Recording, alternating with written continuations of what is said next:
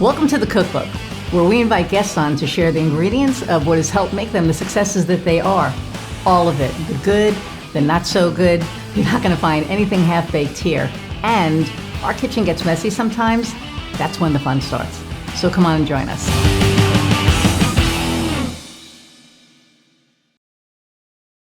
Okay, so hey, there are times when we all could use a little extra help and support in our lives. Whether there's something you're struggling with or just seeking connection with other people who understand what it's like to be in your situation, Inovia Behavioral Health can help. Inovia is a subscription-based organization that provides unlimited access to a wide variety of educational, experiential, and therapeutic support groups that are led by live expert facilitators. Now, you can get 20% off your membership with the discount code Cookbook20 when you subscribe. Check it out today at inoviabh.com. Inovia, feel better. Hey everybody, and welcome to another episode of the Cookbook. I'm Iris Goldfeder, your host, and yes, I am all fancified today. What? Okay, so I have an event to go right after this, and of course I had to time it right after this. Shit happens. Okay, but I'm super excited about my guest today, Kevin Jones, and we spoke about a month and a half ago, and his book hadn't been released yet, but it was released on June 6th, and he is number 14 in new books, and I think it's like freaking awesome. And we'll talk about his book as we go on, but I'm going to read his bio and bring him on. Okay. So, a native Texan, Kevin graduated from Baylor University, then studied economics in France. He then began his career as a French translator for a major telecommunications company, which took him to London. There, he moved into a public affairs role, working closely with UK members of parliament. Okay, that sounds pretty badass. When he returned to Dallas, he began his career with Ernst & Young. As he progressed through the ranks, he discovered his passion for helping people do what they do best. Along the way, he earned his International Coaching Federation certification and holds the Associate Certified Coach, ACC credential. In his last role with EY, he became the America's head of leadership services, where he led external client engagement around EY's leadership development service offerings, including group and individual coaching. You notice how I know a lot of coaches? After retiring from EY in January 2023, Kevin founded Concilium Coaching, a boutique coaching firm dedicated to helping leaders in the LGBTQ community and their allies, where he puts his passion into play every day. And you all know how close to my heart that is. Kevin is married to Simon, Asthorpe? They have two Boston Terriers, Pippa and Birdie. They love working in the garden, and Birdie is Bertie, not like Birdie, like the flying birdie. They love working in the garden and traveling. Kevin is the author of the book, Opening the Corporate Closet, Transforming Bias to Gay Advancement in Corporate America, and that's why I hit number 14. So without further ado, let's meet Kevin. Thank you, Iris. It's great to be here today. I so appreciate you having me. No, it's great. I mean, after we spoke, I was like, duh, come on. So, I mean, so number 14 in new books. So is that like, what kind of a, because I know there's like the bestseller list and all these other lists. So what kind of a list is that? It's crazy because I didn't really know anything about it until I got into this industry and started writing. But every day, Amazon posts their top 100 new books that have come out. Oh, and cool. On day 3 of my book being out, I hit number 14 on this list of hundreds and hundreds, if not thousands, of new books that come out every day. So I was truly blown away by the response and the people who were interested in the book to get me to that ranking. But it also told me that I think there's, whether it's fortunate or otherwise, there's a need for a book like this. Yeah. Well, I mean, I think, I guess it is unfortunate, but the fact that there is a resource for that is huge, because, we're in this, climate of DEIAB, and there are a lot of companies that are more performative than actually Yes. walking the walk. I happen to be working with a client who is walking the walk, which is wonderful. Well, I wouldn't be working with them if they weren't, if they said they were, but it's just so nice and refreshing, right, to see that. Yeah. And again, in this climate, it could go either way. So hopefully things are moving in a better direction for all of the diversity, for us, for Black America, for anybody who's not a white cishet male. I'm just going to throw it out there. Exactly. And I think I agree with you. And I think we're in the middle of taking that one step back before we're ready to take two steps forward. And we're just taking the breather, and then I think it's going to be a knockout. Yeah, I think you're right. Well, Paula Abdul, right? Someone is at the Rudd. front door. Well, this is going to be interesting. Kofi, we may have to put one of those things in because there's literally something on the door that says "Do not ring" Oh, God. because people don't read.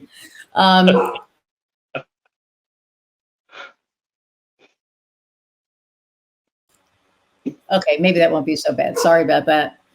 It never fails. I get a delivery during every podcast. Usually don't. And usually my dogs will get somebody else's dogs going, or and then it's like this, round robin thing. But so, but I think that we're kind of at a point that there's the generation that's coming up now doesn't care. Except for the ones that are growing up in the households that, are going to, because, it all starts at home. But I think that now kids are learning to think for themselves younger and make their own decisions and determinations and stuff like that. So I'm really hoping that, this is the generation that changes everything. And I hope that I'm here to at least see some of that, because, at my age, who knows how long it's going to take. So, that's great. But it's true. So let's talk about the book a little. Why, what is it about? And,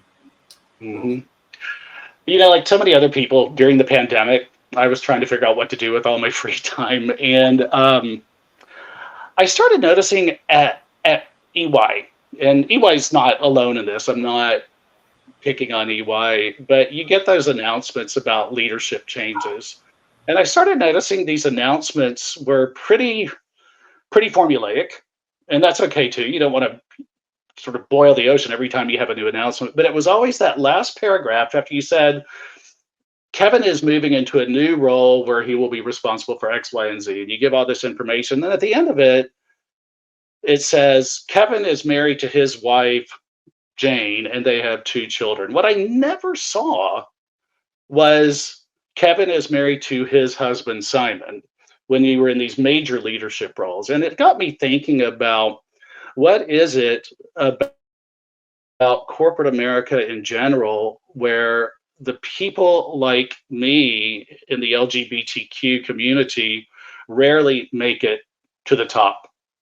And that idea got me noodling on it, started doing some homework, started making some notes, started really reflecting on what I saw in my own organization, asking my friends and family what they saw in theirs. And lo and behold, I started writing a book. And as I started writing, the ideas just kept coming out and kept flowing. And so all that to say, from the terrible depths of the pandemic came this book about how we either are sabotaged or we self-sabotage in the LGBTQ community when it comes to our own professional advancement. So, you talk about sabotage and self-sabotage, and I that kind of makes me take pause, I guess, because, sabotage I get, self-sabotage I don't get. Not, yeah, because like, why would you want to screw up your chances for advancement? Is it fear of, and, to your point, with them sending an email out congratulating everybody and oh, wife Susie, and and they don't talk about you. I think that's a big thing, and I want to see what they do with my wife's next promotion, because the last time she got promoted, they really didn't talk about family. They just talked about, but I don't know if they do for anybody, so I have to ask her that. And it's a great That's point. going to be interesting. But go ahead. And I think a lot of it is because I think more and more companies have started doing that personalization since the pandemic when you don't get to meet people live. So you want to know a little bit more about them. And so I think it's a great idea, but it also highlights the fact that there aren't very many people like us. True, which that's sad. And one of the things that I noticed, so in my wife's company, I'm not going to name it because just in case, but she did I ever say it on the, well, I'm not going to now. Anyway, she works for a steel company, let's put it that way. And it's a very male dominated industry, right? And the CEO who's in place now celebrates, and actually I could probably say it's Nucor, and the CEO, I love him because he celebrates diversity and he walks the walk. He sends video messages out talking about how important diversity is and how important it is that everybody feels included. He talks about DEIAB. They actually have a diversity not panel, oh, she's going to kill me, what is it? Well, anyway, they have like this diversity thing that, she goes to. And then they also have, so there's the diversity. And then there's also a woman, a women's group for women in steel. And it's really interesting. And I know that one of our friends, who's a gay woman, got promoted to GM to one of, so they're really walking the walk. And steel is, man, you would go into those steel mills and those guys were, hardcore, just drinking whiskey at work. Obviously they can't do that now because it's a steel mill and they drug test and all that other stuff. But, back in the day, there were the rough and gruff guys and, and now it's like all different, like people, she's so respected where she works. Like I was, she works in we're in Indiana, and, I was very concerned when we first moved here about her safety, and they love her. They like protect her. They're like, yeah, let somebody fuck with you. Let them try. Right. And I wish that it could be like that everywhere, because the CEO before this guy was not, like that. So to your point, a generation ago, like just 30 years ago, imagine that same scenario. Oh, How different it no, might have been. no. I think that we've come, and we've come so far. We really have. Yeah. And should I go there? We were really far. Till probably about 7 years ago, 6 years ago, whatever it was. And we were making progress everywhere. I think Black America as well as us. And we got knocked back about, 50 years. Yeah. Which, and it's funny, I've never spoken about this on here. Like this, but we have, and it's the progress that we've made. I'm very hopeful about. I just hope it keeps going that way, because you're right. 30 years ago, this wouldn't even be a conversation. No, it absolutely wouldn't have been. 20 years ago, it wouldn't have been a conversation, Kevin. No, and that's why exactly to your point about the setbacks we've experienced the last few years, I think that's exactly why it's incumbent on each of us to remain vigilant and to keep pressing forward, because there are a lot of forces that are pressing against us. And so that we don't have to say in another 20 years that we have, that if only it were 20 years ago. And that's one of my concerns, is we look back on these last few years as a golden period, uh, as opposed to a period where we step back. And so I think every one of us has that obligation to ourselves, to our community, to make sure that that moving backwards stops right here. And man, I want to say, what's the reality of that? Because I think there are companies out there that are embracing it. There are companies out there that don't give a shit. I was just in a workshop right before this. Like, I should send you a snapshot of my calendar today. I was like, are you fucking kidding me? Like, did I leave myself? What is wrong with me? It was pretty funny. And I managed to take a shower in between stuff so that, get dressed. It's like, oh my God. But with anxiety. no, and it's so funny because, I do mindfulness, and I looked at it this morning and I went, there's no way I'm going to, like, how am I, and then I went, no, the universe, right? When we put it out, it's going to be fine. It's going to be fine. So I actually ended my board meeting a little earlier. I was like, I got to leave 20 minutes early. So if you guys want to keep going, we can. If not, but I got to go because this is my only 20-minute window that I can give myself. But and why the hell did I start saying that? I was in a workshop right before this.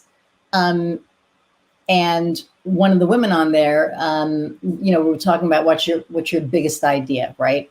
What's your differentiator that is going to get people to buy from you? And, what do you want to put out there that's not out there? And for her, it was for Black women to coach them to not code switch. And, Kofi and I were just talking about before that. And, we were just talking about it. And he was like, it's easy for you to say. And 100%, because I don't know that. And I remember, and I've talked about this before, Kofi and I talked the night that George Floyd got murdered. Right. And it was a long conversation. Like, I called him because I knew he wasn't okay.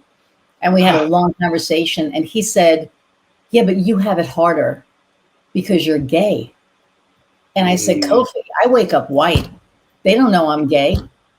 They don't know I'm gay unless I say, this is my wife, Heather, or if I start acting and talking dyke, they're not going to know that. You wake up with a target on your back. Oh, yeah, absolutely. I mean, and so it made me, and I said to her, I said, there's a woman here who's on a board with me and she's Black. And she, we were talking after and she said, man, I always code switch. And I said, so don't. She goes, I think about it, but I always forget. And I was like, the fact that that you forgot, it's like so fucking ingrained. And that's the stuff that I want gone. Where we're involved. Number one, stop sexualizing it. That's on you, baby. If you look at me and you worry about who I'm sleeping with, that tells me more about you than it does about me. And the fact that so many people are worried about it, I really believe that they sexualized it because of religion, because they knew, right? They knew that if they sexualized it, that the religious right was going to be like, oh my God, this is so wrong because of, but take the sex part out and let's just talk about the love. The love, the compassion, the caring. I could not agree more. And the thing that I think is so bizarrely fascinating about it is that if you think as a straight person, nobody wants to talk about their sexuality either. I don't want to know what they do. Right. I don't meet somebody and go, I wonder who they're sleeping with. Yeah, it just does not cross my mind. So to your point, it's such a double standard because we don't think about heterosexual people and what they do, or if we do, yeah, that tells me more about that person than I need to know. Right. But it's across the board. None of us needs to care what is going on behind closed doors. And to your point, what should matter is the love. And if we're talking about religion, most of us who claim to be Christian kind of forget that fundamental teaching of Christ. Right. And so when I think about that and I think about the love, that's living your Christian values and whatever faith you may be. It's not that Christianity has a monopoly on love.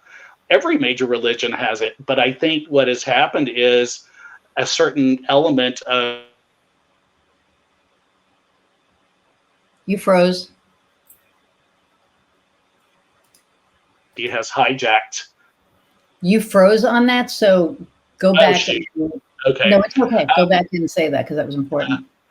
Yeah, I think the challenge is that there is a certain faction of Christianity that hijacks this debate and looks only at certain scriptures in the Bible rather than what is being taught to us in terms of love and compassion and concern for your fellow human being. And I think that, go ahead. Yeah. Well, they missed the point with that, right? And I think, and you know, they have, I'm just going to go there. Why not? You know, at this point, you know, they have, I think you know where I'm going, but, you know, they have all of these rules and how, you know, this is wrong and that's wrong. Yet they cover up, you know, for, you know, 50, 60 years, thousands of priests that molested kids. That's okay. And it's like, you know, what, I don't know. The whole part of, and Andrea Ocasio-Cortez, is that her? Cortez. Alexandria Ocasio, yeah. AOC. There was a clip of her saying to somebody, and I've always said this, like if Jesus came to earth, he'd be hanging out with me, not you. Not you, but you know what I'm saying? Like if I was talking to like a really far right wing person, I'd be like, he would be looking at you like, I know where you're going. And she said that, you know, she wouldn't be surprised because I guess there was something going on, but it was just a clip that she wouldn't be surprised that if Jesus Christ walked into this chamber, into this body right now, that you would vilify him. Mm-hmm. I saw that. Him. Beautiful. That was just I think it was last week, wasn't it? It was last week. Yeah. Because it's true. It's like, and then this bullshit, hate the sin, not the sinner. This isn't a fucking sin. My friend Michelle probably had like 6 glasses of wine or 6 sips of wine right now. She said that every time I curse, she takes a sip. And I've been really good about it, but this I'm fired up about because, you know, hate the sin, you know, love the sin. This is not a fucking sin. This is love. And if you can't get that, then you really need to look at your morals. You need to look at your religion, not just your morals. And you need to look at the person who's teaching your religion. And I think I'm just be saying 110% I agree on that. And I think the other challenge is, and full disclosure, I'm a practicing Christian. I am an Episcopalian, Catholic light, as many people call it. And what's so fascinating to me, I'm just riffing on a point that you made, is that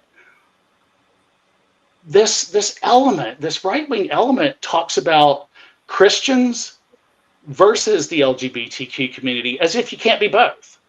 And so it's super fascinating to me because it's a great way to isolate people and make them the other people. But that's what they're doing. Divide and conquer. Divide and conquer. Yeah. And that's what's going on. That's why our next conversation is going to be with a big ass bottle of wine and we're just going to like go because, you know, we could talk about this like, but it's true because, you know, that's what they're doing. And that's what, and I'm going to say it's both parties because as much as, you know, I'm a goddamn liberal, I feel like I have to be because there's one party that wants to see me dead or that wants to get their people to want to see me dead, right? And then there's another party who wants to celebrate my rights and celebrate my marriage and, you know, you know, use jails for what they're meant for, not, to keep a part of the population down and, get rid of the other side of the tracks bullshit. Right. That's the party that I have to go with because, and so that, that's kind of where everything is for me right now. It's just it's black and white. There is no more gray because they took the gray away. Took the gray away. And Absolutely. Yeah. And I think the challenge with that is when, to your point, when you take the gray away, you've taken away what traditionally has been 80% of the population. Yeah, you've yeah, got the 10% on either extreme, but we've almost had to just move further to the extremes in order to find some sense of protection. yeah, And um, the only yeah, I think the only way that we get through this is for us to start trying to see each other, the right wingers and the left wingers. How do we get closer to that fence again? Even if we don't cross the fence, how do we get close enough to have the conversations again? yeah. That's I miss that. I was always raised to, um, to, you don't talk about, what is it, politics and religion. yeah, And those were my most favorite conversations because there was a time where you could have a conversation about, politics and, people do get passionate about certain things, but then there was that midpoint where you could come together and be like, and I yeah. miss that. I really miss that. I But do. okay, so your book, talk about your book. What is it about? Like, I know why you wrote it, but let's talk about, what it's about. Yeah, so I kind of think of it as a book of two halves. There's the first part is telling my own story and how I grew up in a Southern Baptist household in Southeast Texas, and um, for all of the ups and downs that came up with, and how I continued to sort of be closeted through my high school and my college years.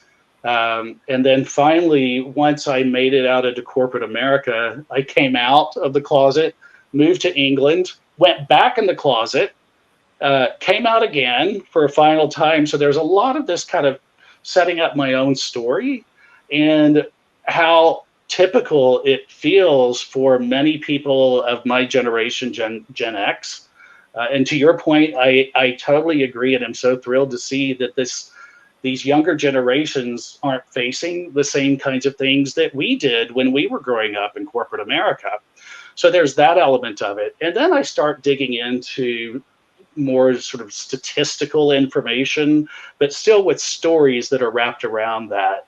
Like the surprising one that 37% of people who are LGBTQ in the workforce are still closeted.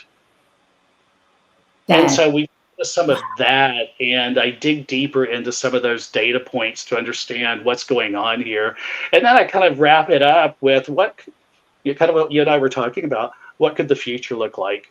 What if? What if?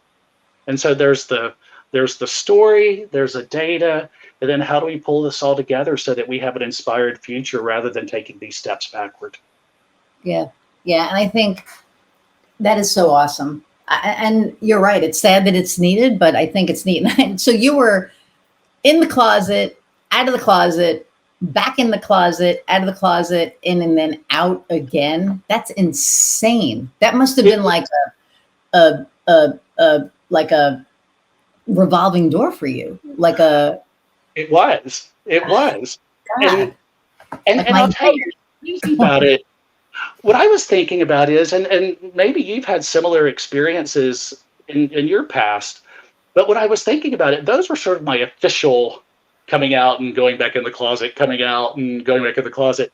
But, and I write about this in the book, almost every day, if you're in corporate America, uh, again, depending on your role, you might come out every day, or you have to decide whether you want to come out every day. In my old role with EY, I had external clients. I'd have new clients. I'd have suppliers, and somebody would see my wedding ring and say, "Oh, yeah, how long have you and your wife been married?" I have to decide. Do I Yes. care enough to say, actually, pause? I'm married to Simon. All of that, right? But we are faced with so many situations on a day-to-day basis, practically, where we have to decide whether we're going to come out again. Yeah. It's like a That's, revolving door. Yeah. God, what a way to look at that. And it's funny. I had a client who she's a Bibleist. And why on earth did you work with a Bibleist, you might ask? Because I had a decision to make. Mm. If I didn't work with her, was I any better than the baker who wouldn't bake a cake for a gay couple, right? Only difference was she didn't know that I was gay. She had Mm. no idea. And I could have come out right there and said, hey, I'm gay. You probably, and she would have been like, oh my God, no. But I came home, I talked to my wife, and I said, so I kind of have a little bit of a moral dilemma here. Mm. You know, I I really think she's a kind woman, but she's a freaking Bibleist. And she believes that God wrote the Bible and that this is, the word. And, I know that if I tell her I'm gay, she won't want to work with me. But I also know that if I do that and I sabotage it purposely and I don't give her the chance to get to know me, that I'm almost doing a disservice. And I feel that I was brought to her for a reason, because in my life, Kevin, there are no accidents. People I meet, especially, the last few years, and we'll talk about that. But, and she said, you have to do what your heart tells you to do and what you feel is morally and ethically right. And I slept on it, and I took her on. And I took her on. I went above and beyond. She never knew I was gay. We never talked, it never came up. It never came up. And and then one year, we'd been working together for 3 years. And my wife and I always go to Pittsburgh, for Christmas to spend time with her family. That's where her family's from. And so we always did our, first quarter planning. So we had lunch, and, she goes, I've never asked you. She goes, I see the wedding ring. She goes, what did you and your husband do for the holidays? And I said, well, my wife and I went to see her family, and she went, oh, and she went, oh. And we had many a conversation about gay people and her, not agreeing with it. And she went, I feel so bad. And I said, don't. I said, if I wanted you to know, you would have known. I said, I wanted you to get to know me. She said, you're one of the kindest, nicest people I know. I went, yeah. And then, so she was great. She's like, wow, wow. She said, I need to kind of, but wow. I said, does this affect our relationship? She said, no, not at all. And I said, okay. Then Oklahoma passed their their adoption ban. And I was in her office when it happened, and she said, oh, good. And I said, oh, good. She said, well, yeah. I said, so you think that that's okay? And she said, yeah. I said, so if Heather and I wanted to adopt a kid, you would be against that? And she said, oh, no. She goes, you guys are awesome. And I went, so what's the difference? And she went, well, they're not you. And I said, but you don't know who they are. And she said, well, I need to pray about this. I never even thought of it. And I didn't broach the subject again because it was just one of those, well, did you think about it? I'm not an asshole. But it made her think. And if anything else, I gave her pause to think about a lot of things after she knew. And to me, that was like, okay, that's cool. So I am blown away by that, because back to that thing we were talking about us kind of going back into our own left or right wing corners. What a great example of deliberately not doing that. And to your Yes. point, it would have been so easy to throw it out there and say, "Ha, what do you think about that? You don't want to work with me now." And instead, you extended grace.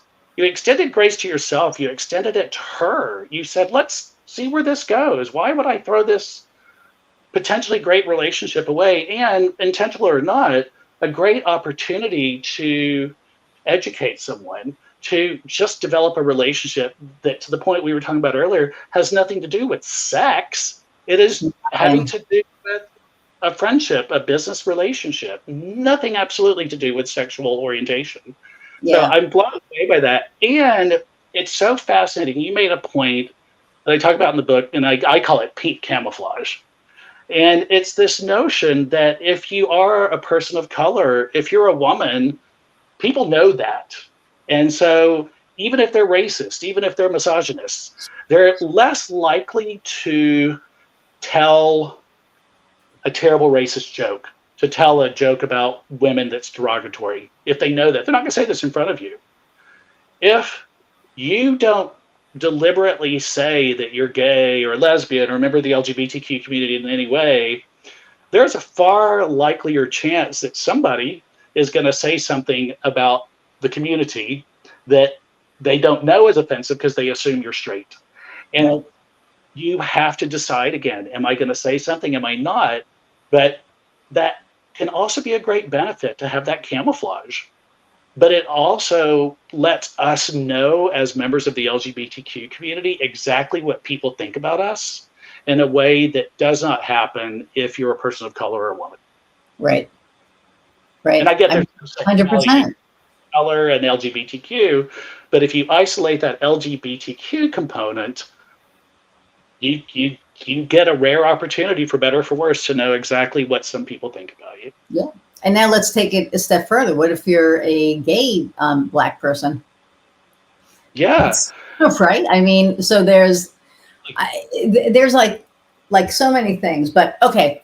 So I always, get off track in the beginning, and Kofi usually texts me and goes, "Squirrel, squirrel." But um, so so um, you left corporate. So why did you leave corporate?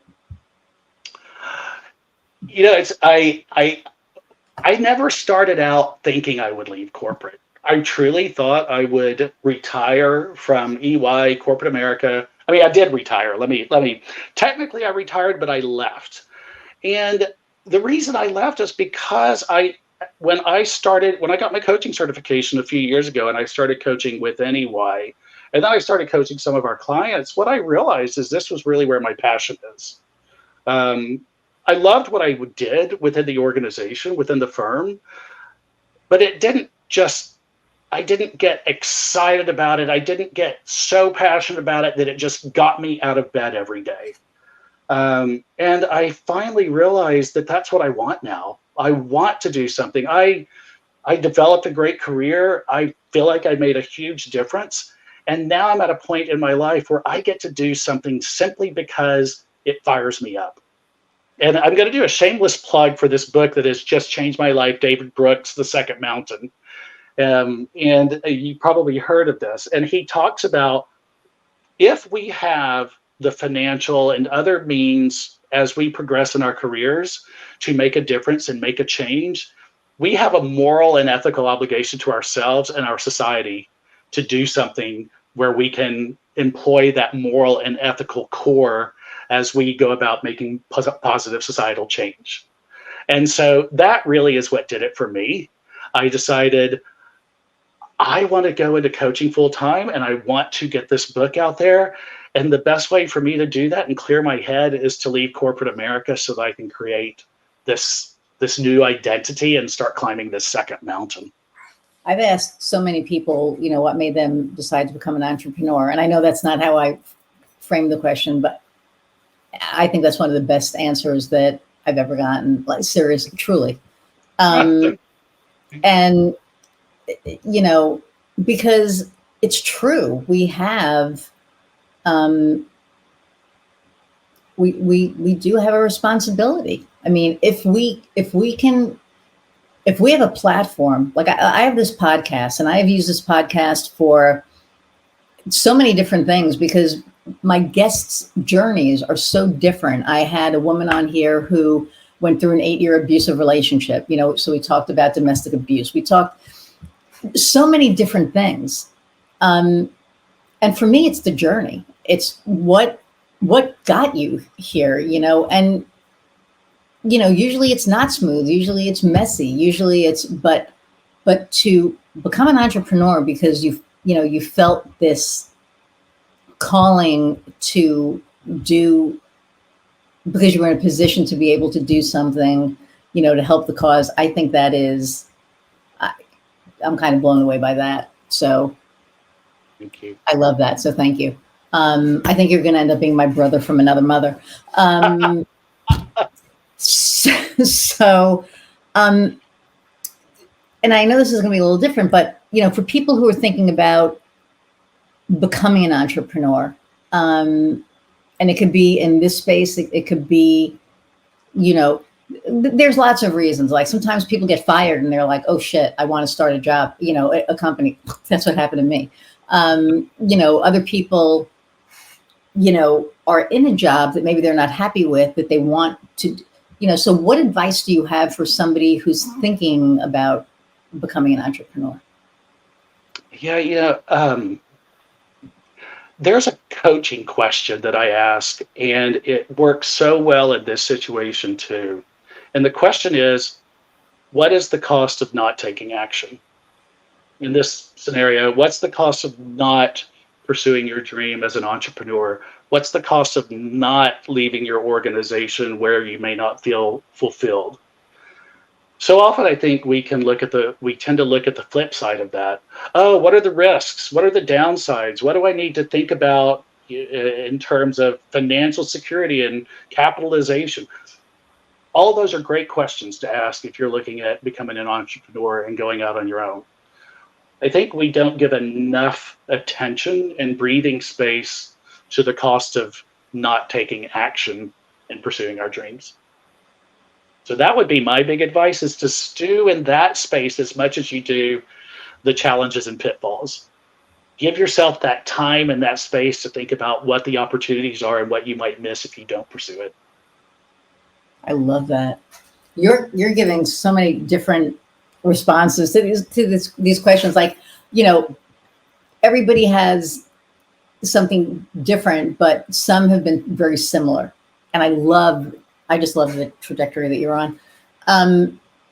And when people are thinking about it, I had a doctor's appointment last year, and this woman comes in, the nurse, not this woman, nurse came in to, they take your blood pressure and stuff. And she looks at me and she says, oh, I forgot. She goes, do you need a note for your employer?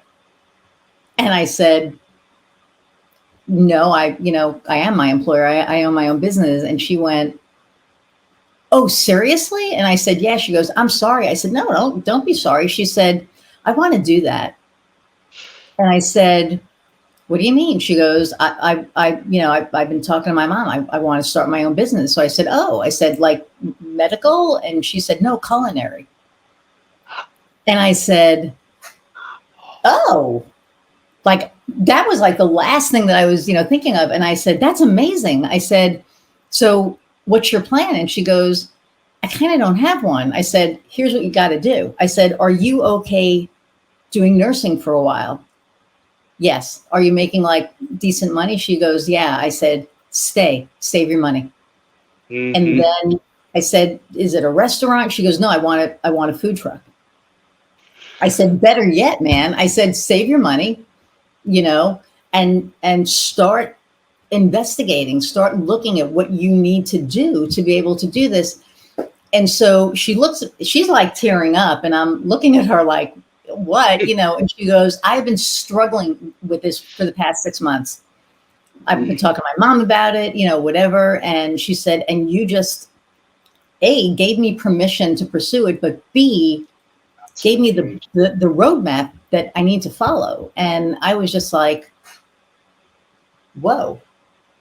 And, she said, thank you. And then as she left, she goes, I really believe God sent you today. And I was like, Mm. whoa. I'm on my own, spiritual journey. And I believe that I know that I've been put on this earth to be of service, to help guide people on their paths and like a whole bunch of stuff. And that just for me, that solidified it for me, because I was just like, holy, what? Mm. And I was floored. I gave her my card. I said, if you ever need to talk, call me. I haven't heard from her. And I really hope that she's saving her money and that she gets to do this, because she, when she was talking about the culinary, the passion that was there, she's like, I want to start a food truck. She's like, I've always had this interest. I went to school for, culinary, and I was just like, do it, go after it, just like go for it. And yeah, people have like a passion, man. Just Absolutely. And the thing that I love about that story is this woman, and it's not, I know it's not about you, but this woman will remember you because you were the one, like you said, you gave her permission. Those are rare opportunities and encounters. So whatever she does with that, she's going to remember that you were the one who took the time to have that conversation with her. Well, now I'm going to get teary. Well, it's, oh, really? I feel like we're all here for a reason. We all have a purpose. And, in entrepreneurship, we get to follow our passion. Like, people laugh at me. They're like, you do marketing, you're passionate about that? I'm like, hell yes, I'm passionate about it. I love strategizing. I love watching somebody's business grow. I love brainstorming. Like, I love just, you want to make me the happiest person in the world? Let's do a brainstorming session. Like, that just gets me going, because it gets your juices flowing. It gets your mind going. I don't think enough people, we use our minds. I mean, they're so freaking powerful. And the things that can come out of a discussion, a little, hey, I'm thinking about this. What do you think about this? It's so powerful. And whether God put me there, the universe, whoever, right, whatever we believe in, I do believe that I was supposed to be there to have that conversation with her. Yeah. And, the fact that she'll remember me that's neither here nor there for me. But the fact that I was able to do that, I think, I feel very, honored and lucky and blessed and all of that. The beauty of it, right? It's those moments that we have where we make a difference. And even if we never know, like you said, maybe you'll never know. Yeah. But I do agree, and I totally believe that God put you there for that reason. I think that we're all where we're supposed to be at any given moment, whatever. And, I do mindfulness, and it's about really being present in the moment and savoring the moment and really appreciating everything and being grateful. And,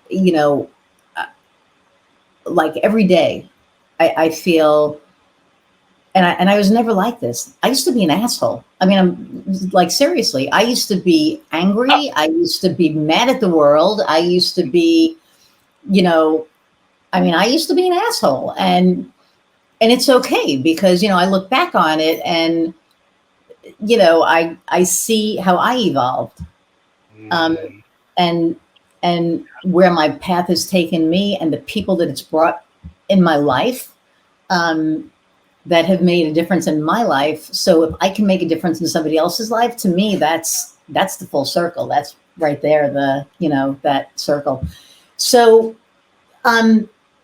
there are a lot of obstacles that we go through, right? So what is an obstacle that you have overcome?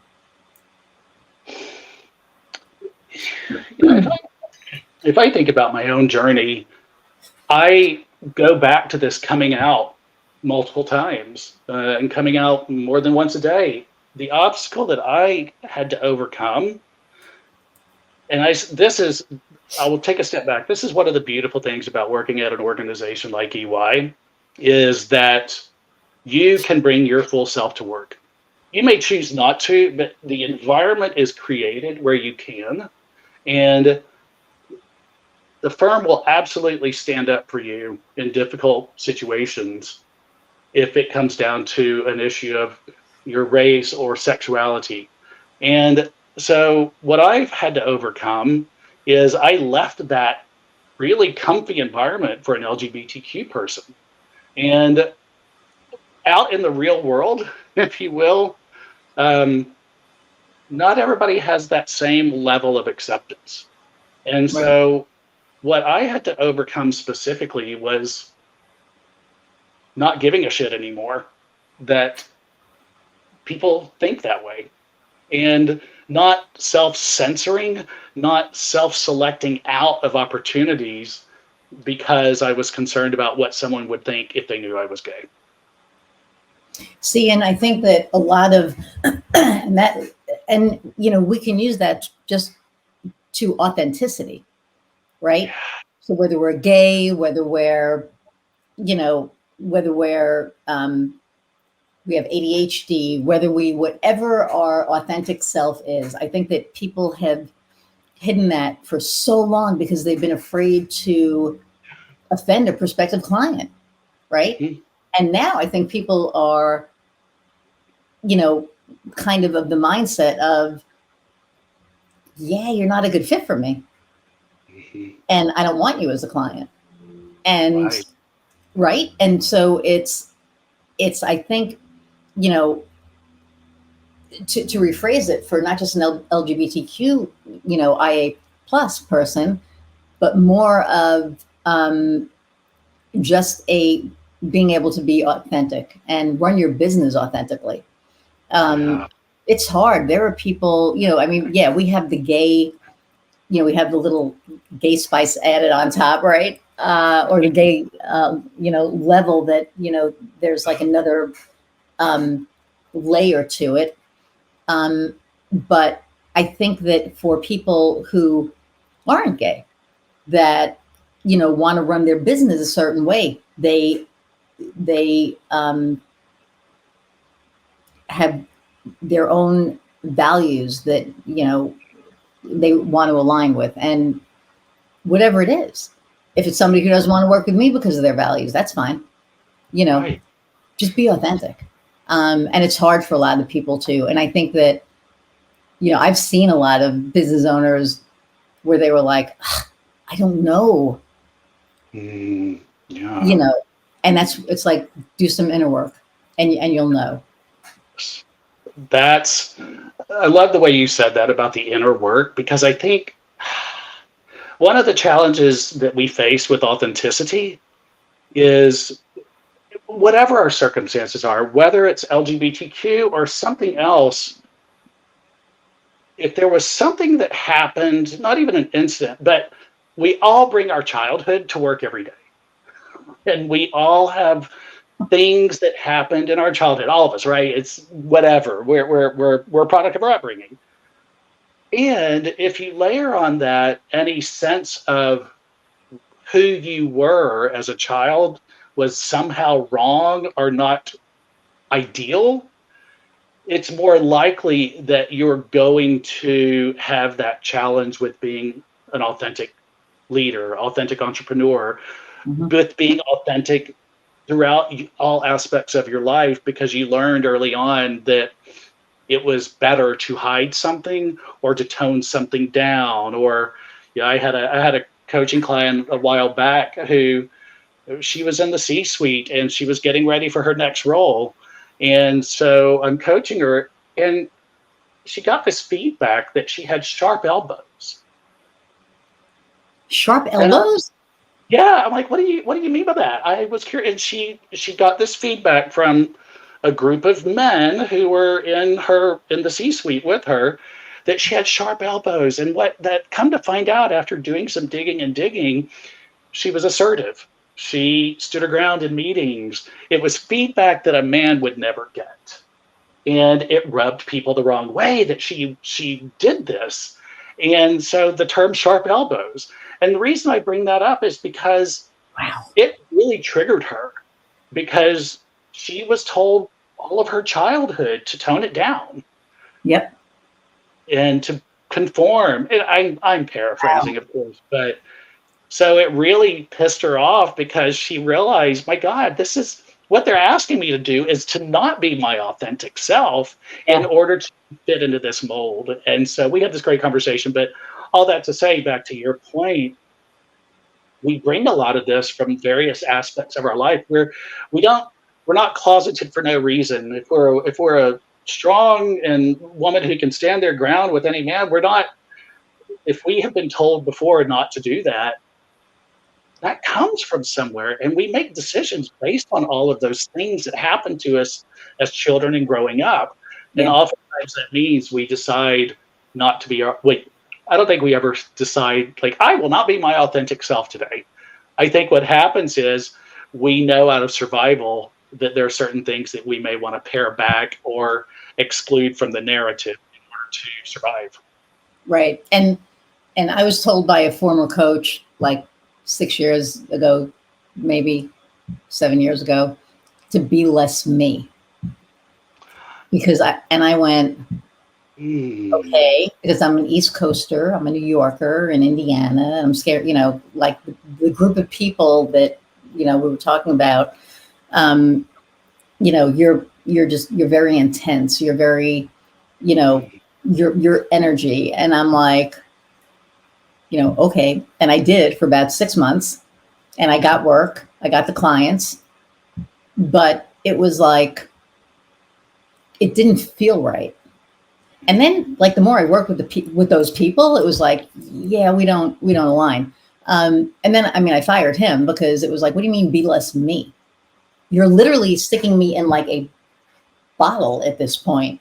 Like, I felt like, butterfly, where somebody put put you in the bottle, and then you put the lid on and you forget to put the holes in it, and it was just like, no. So when I decided to just be me and not give a shit about what anybody thinks, um, the people that I've been attracting into my life have been amazing, because they're the right people. And when you aren't yourself, you attract, and I'll put it this way, fake Iris attracted the people who liked fake Iris, but they wouldn't have liked, real Iris. And so, and I'm sure people listening to this who know me are like, fake Iris, what the hell? Because, she's been dead a long time. But, you know, um, when I heard that, that was when I had to do inner work, because for me it was like, who is my authentic self, right? Like, who am I? And so fast forward now it's 4 years ago, I guess. I started mindfulness and all of the things, and I really did all of the inner work, and I really found out who I was, and I really found out I'm pretty fucking awesome. Yes. I want to help people. I want to just do all the things. And I don't want to sound like I'm, the most amazing kumbaya. I'm not. I can still be an asshole. We can all be assholes. That's human, right? But Oh. I don't hide anything. And you never have to worry about where you stand with me. I will tell you that, ever. And that goes for clients as well. And my clients work with me because I am 100% transparent. They know it. They know I'm not going to blow smoke up their ass just to make them feel good. And that's the way it should be. So, Yeah. what Yeah. is your differentiator from other coaches that do what you do? What makes you Yeah. stand? Yeah, there are two things. And the first one is, even as a small child, I was curious. I would sit back and listen and watch others before saying something. I have this natural desire to know more. And it serves me very well in a coaching environment because it lets me create the space for the other person to share rather than me interjecting my own opinions and thoughts. I get to stay in that curious space and ask them questions and make observations about what they've said that comes from this space of true, pure curiosity. And so that's one thing, but I can't not answer this question without talking about my fascination with the power of language and words that people use. Um, Topic for another time, but I am an old English geek. Like I study old English before the Norman invasion. And so it's sort of a crazy thing. Okay. I digress. Uh, but there is something really fascinating about words and how people use words. And especially when you start noticing a pattern, maybe they've said that word a few times, it becomes powerful. And so I love the English language. I love how words are used and the richness of it. And so I get to use that in my coaching when I start to notice patterns or words that are used with a certain emphasis or passion. And that allows us to go to different places because the person often doesn't realize they're saying this word more than once.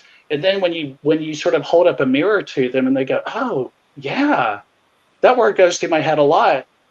It just creates just this beautiful discussion that you wouldn't be able to have otherwise.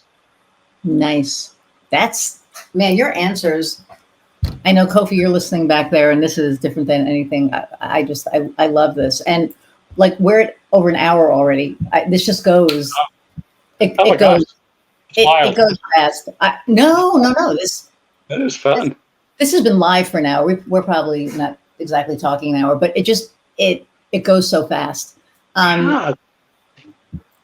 So imagine when we have our conversation with our spouses are going to be like, what are you doing? Come to bed. It's 2:00. But I want to really thank you for taking time out of your day today to talk to me and my audience and, share you with us, because I think you're pretty awesome. So thank you for that. Thank you. And no, thank you. And the last question that I ask all of my guests, it's been a day. The last question I ask all of my guests is, what lights your fire? Yeah. So I've got two answers. I'll be brief. Professionally, it's that moment in a coaching relationship where their fire is lit. They know there's something they want to work on. Intellectually, they know what it is. Intellectually, they may even know what they want to do to get there. But when that fire is lit and the passion ignites for them to actually want to do something about it versus just keeping it in the intellectual space, and you move from that intellectual to the emotional aspect of making a change, that fires me up like nothing else. Just to see that go off in someone, and to know as a servant leader that I've had a part in helping them light that fire, just humbles me every time I get to do it. And on a lighter note, personally, what fires me up are our two crazy dogs, Boston Terriers, who have more Instagram followers than I do. So that's.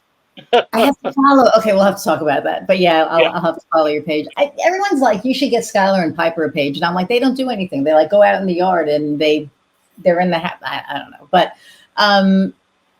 thank you so much. This has been like such a pleasure.